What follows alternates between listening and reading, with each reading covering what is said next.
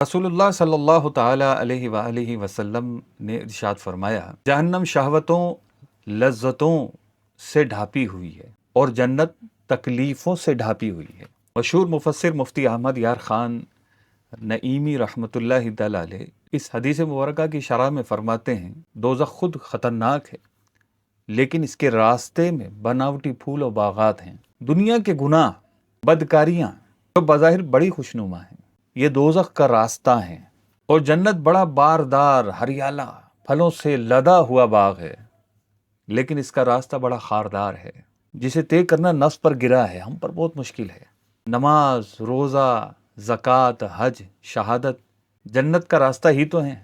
عبادات پر ہمیشگی، کبھی ترک نہ کرنا، شہوات سے علیحدگی، کبھی اس طرف نہ جانا، یہ ہم پر مشقت کی چیزیں ہیں، مشکل ہیں۔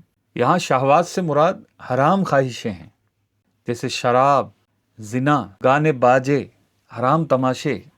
تو بظاہر خوشنما نظر آنے والی یہ دنیاوی لذتیں ہیں جن کے حاصل کرنے کے ذرائع بھی ناجائز، اور حاصل کرنے کے بعد ان سے اٹھانے والے فوائد بھی ناجائز، کسی پر ظلم کر کر کمایا ہوا مال، رشوت لے کر جمع کی ہوئی جائیداد، یہ بظاہر بہت خوشنما لگ رہی ہوتی ہے، اصل میں یہ جہنم کے راستے ہیں۔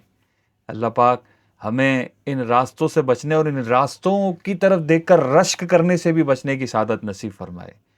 ایسے منہ کے بل گرنے کے بجائے ہمیں تھوڑا عقل سے کام لینا چاہیے کہ جو چیز جائز ہی نہیں ہے وہ مسلمان کی نگاہ کا مرکز کیسے بن سکتی ہے۔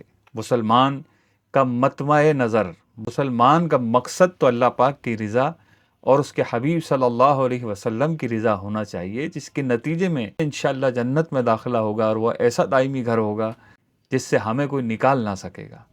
تو اللہ پاک ہمیں سمجھنے کی سعادت نصیب فرمائے۔ ملتے ہیں انشاءاللہ اگلی ویڈیو میں۔